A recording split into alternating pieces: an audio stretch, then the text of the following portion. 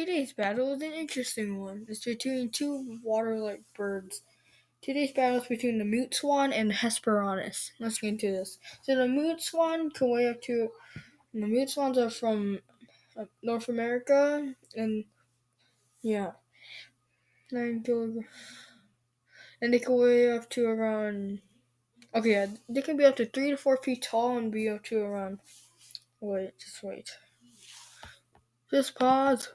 Jesus Christ, pause. So yeah, mute swans can be up to around. They can weigh up to around 19 to 33 pounds. Can be up to 4 to 5 feet long and can weigh up to around 19 to 26 pounds. Now let's go into the Hesperornis.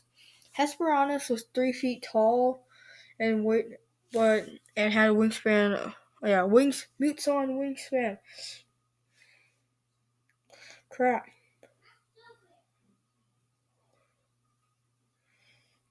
So the mute swan's wingspan is like 6 to 7 feet. But there are some reports saying they can be up to 8 feet wingspan. Jesus Christ, man. The wingspan of okay, let's go back to the Hesperornis now. Hesperornis lived around like North America, some parts of Europe, and around those regions, It can be up to 3 feet tall and have a wingspan of about 1.5 feet because they were swimming birds. Like, they didn't have that big of a wingspan, like, still. And they can weigh up to around 10 to 20 pounds.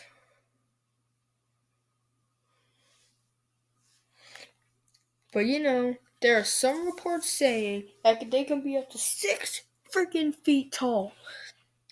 So Hesperornis can be up to 3 to 6 feet tall, weigh up to 10 to 20 pounds, and have a wingspan of 1.5 feet. So far, it's a pretty interesting battle. Don't you think? Let's compare their weapons. Beak versus beak. So the Hesperornis' beak is filled with little needle-like teeth for snatching fish, but can be also used as a weapon against smaller foes. Mute swans, they have a beak and their bite hurts, but I never felt one, so I don't know how it feels like, but I know it's going to be painful. But the Hesperornis' needle-like teeth will actually cause bleeding, but I know the mute swan, it's back and forth basically, but the Hesperornis' beak gets the advantage. Okay, so the next one. Hesperornis has its webbed feet, but that's not really useful here. So that's going against the swan's wings. The mute swan's wings, they have little spurs on them and they hurt. They will hurt you. And one person has even drowned because of these guys. Swans, they are pricks, but they are loving parents and everything. So yeah. And the swan can also that's pretty much it. X factors of the swan. Swans are pretty aggressive and really big, and no animal would fuck with this guy. No animals like to fuck with a swan. Cause swans are OPAF. Yeah. Well, except if you're an asshole kid who would destroy a freaking nest of swans. Yeah, I'm talking to you kids. If you ever destroy a swan nest, that's just fucked up, and you deserve to go to hell. And you appeared on r/I'm a piece of shit. Yeah, but anyway, Hesperornis' X factors is that it's really streamlined and it's like mostly an aquatic bird. It just swims through the salt water and everything. Okay, so yeah, X factor goes to swan. Speed. Let's go to the main stats now. Speed. As Hesperornis is a little faster, can run to speeds up to 10 miles per hour in land, but can swim to speeds up to 35 miles per hour in water. But then some reports say they can swim to 42 miles per hour in underwater at top speeds. The swan's swimming speed is like 4 miles per hour, but walking speed is like 2 miles per hour. So they're slow, but they're freaking. It's like heavy. There's heavy from TF2. They're heavy, but they do a lot of hits. And plus, they have a lot of health.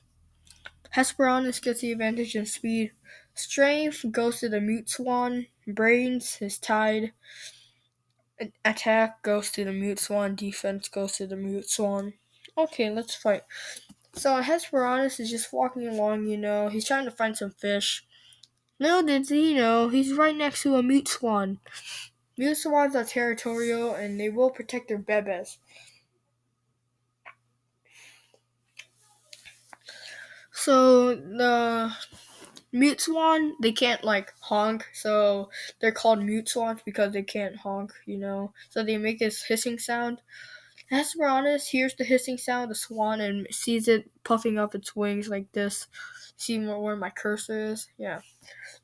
The Hesperornis is like, yeah, okay, so I'm just gonna go. But the Mute Swan, so as the Hesperornis is just swimming away, minding his own business, the Mute Swan flies out freaking nowhere and freaking jumps at the Hesperornis. Okay, let's say, you're just swimming, okay? And let's just say some asshole decides to cannonball on your back. And at impact almost drowns you, because it almost knocks you out. And yeah. So the Mute Swan basically does that, and the Hesperornis is like, whoa, what the hell? So they just start. So the Hesperornis sees what's going on. It's the Mute Swan who's pecking and ripping off feathers off the Hesperornis. So the Hesperornis has no choice but to bite back, and it actually tears off a couple feathers before it gets to the meat. The Hesperornis keeps biting. The Swan keeps biting and trying to drown the Hesperornis. So the Hesperornis goes into the deeper water. The Mute Swan goes back to his nest and he's just sitting there. The Hesperornis is safe for now, but this swan is a huge prick. Days later, so the Hesperornis is walking through the same thing. Apparently he hasn't learned his lesson because the swan is still there. And the Hesperornis is like, oh shit. So he just tries to swim off and then walks off. But the swan freaking flies towards him. Oh yeah, swans have a flying speed of around 20 miles per hour, so yeah. The swan flies towards him and easily crashes into him. He starts pecking him, but the Hesperornis bites at his beak and freaking makes it bleed. The Hesperornis just keeps biting after biting after biting. So, but this is when the spurs come in handy, because the freaking the swan freaking jabs its spur at the Hesperornis, and the Hesperornis starts bleeding. So the Hesperornis tears off a few wing feathers and then starts biting at its legs, making it bleed. And yeah.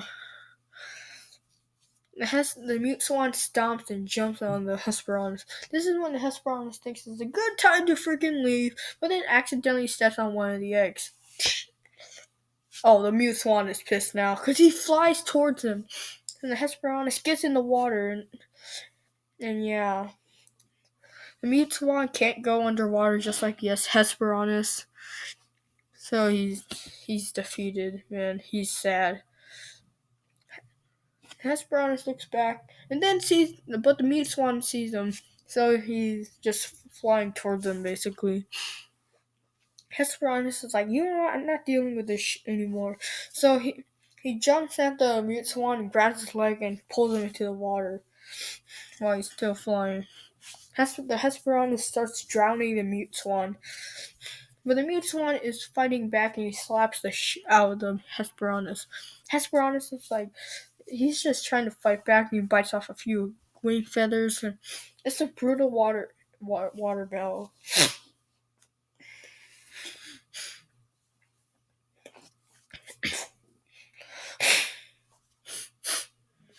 It's a brutal battle before Hesperornis decides to retreat. He's too bloody and weak to fight. But the stamina of the swan, he keeps following him until there's no use and just goes back to his nest. Hesperornis is alive for now. He just rests. The Mute Swan comes back to his nest and he's still sad that the broken eggshells are still there. So yeah. It's a tie. But who do I think would win between a Hesperornis and a Mute Swan? I think the Mute Swan would win around 63% of the time. It's just a lot more bigger. It's just a lot more like heavier, and it's a lot more defensive and aggressive. And plus, even though the Hesperornis' beak has teeth in it that inflict a lot more damage than the swan's beak, the swan has an extra spur, and that can be used as a weapon as well. And like they both have a drowning. And plus, the swan can drown his opponents if they want to. So yeah, it's just a tussle in the water. But in the end, the Hesperornis could get some nasty bites out of the swan, and then biting it and everything. So yeah, but in the end, I think the Mute Swan would win. But let me know in the comments down below, who do you think would win in a fight between a Mute Swan and a Hesperornis? I'm Ivan Lee. Make sure to subscribe, turn on notifications. I'll see you guys later. Bye bye.